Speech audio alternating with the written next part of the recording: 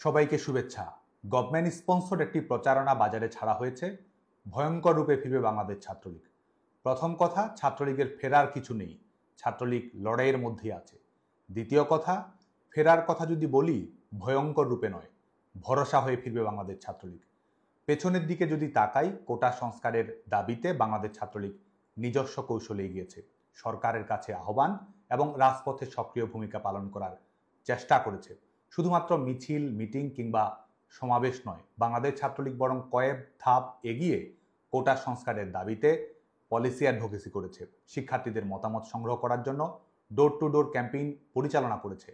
11 জুলাই হাইকোর্টের রায়ের মাধ্যমে শিক্ষার্থীদের প্রাথমিক বিজয় সুনিশ্চিত হয় এবং 2018 সালে সরকার ঘোষিত প্রজ্ঞাপন পুনরায় প্রতিষ্ঠিত হয়। বাস্তবতা হলো 11 জুলাই থেকেই বাংলাদেশে কোনো কোটা কার্যকর ছিল না।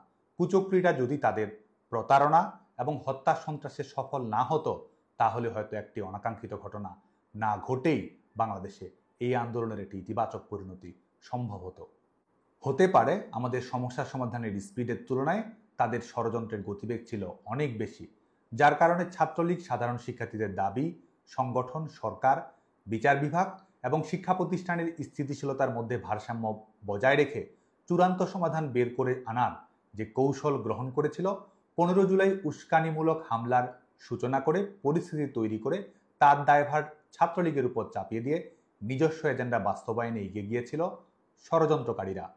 শিক্ষা প্রতিষ্ঠান বন্ধ করার সরকারি সিদ্ধান্তের সঙ্গে সামঞ্জস্যপূর্ণ নীতি এবং সহিংসতা এড়ানোর জন্য তাদের মুখোমুখি না হওয়ার কৌশলকে ব্যাপকভাবে প্রচারণা চালানো হলো শিক্ষার্থীদের আন্দোলনে ছাত্রলীগ ক্যাম্পাস ছাড়া।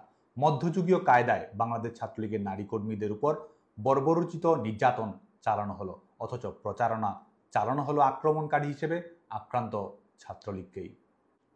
আজকে অনেকেই অনেক কিছু বলছে, অনেক কিছু করছে।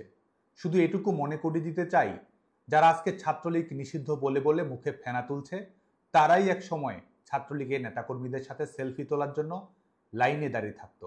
উড়ে এসে জুড়ে বসে যারা আজকে ক্ষমতার দাপট দেখাচ্ছে, ছাত্রলীগের কর্মী সমর্থকদের ক্লাস পরীক্ষায় অংশগ্রহণ করতে দিচ্ছে না, তারাই বিগত সময়ে নির্বিঘ্নে একাডেমিক জীবন সমাপ্ত করেছে, ক্যাম্পাসে অ্যাক্টিভিজম করেছে। নিজের স্বীকারোক্তিতেই যারা আগে 4000 টাকায় মাস চলতো, তারাই আজকে 4 কোটি টাকার গাড়ি হাঁকাচ্ছে। আমি দৃঢ়তার সাথে বলতে চাই, ছাত্রলীগই ইতিহাসের প্রাণ ভোমরা। ন্যায়ের শক্তিতেই আমরা শক্তিশালী।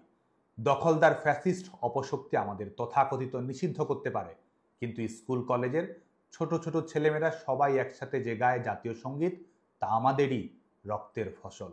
জুলুম করে আমাদের শিক্ষার অধিকার থেকে বঞ্চিত করতে পারে, হাজার হাজার নেতাকর্মীকে কারাগারে প্রেরণ করতে পারে, জীবন কেড়ে নিতে পারে, কিন্তু বাংলাদেশের প্রতিটি ক্যাম্পাসের প্রতিবাদী তরুণের কপালে বাঁধা লাল সবুজের পতাকার ডিজাইনার বাংলাদেশ ছাত্রলীগ। মুক্তিযুদ্ধের মধ্য দিয়ে অর্জিত হওয়া বাংলার তারুণ্যের নায়ক ছাত্রলীগ। মায়ের ভাষায় কথা বলার অধিকারের জন্য শহীদ হওয়া সন্তানের নাম বাংলাদেশ ছাত্রলীগ। যুগে যুগে স্বৈর শাসকের বিরুদ্ধে প্রতিবাদ করে গণতন্ত্রের দাবিতে জনতার ক্ষমতা জনতার কাছে ফিরিয়ে দেওয়ার লড়াইয়ের নাম বাংলাদেশ ছাত্রলীগ। দখলদার স্বৈরশাসক আমাদের নিষিদ্ধ করেছে, আমরা বাংলাদেশে গণতন্ত্র ফিরিয়ে দেব। আমাদের সার্টিফিকেট বাতিল করেছে, অবৈধ সরকারের কাছে আমরা সার্টিফিকেট ফেরত চাই না। গণতন্ত্রের জন্য রাজপথের লড়াইয়ে জনতার সার্টিফিকেটই আমাদের কাছে অধিকতর মূল্যবান। আমাদের উপর দমন পীড়ন জুলুম চালিয়েছে, আমরা ন্যায় বিচার নিশ্চিত করব। শিক্ষার্থীরা আমাদের বন্ধু, পক্ষ, প্রতিপক্ষ নয়।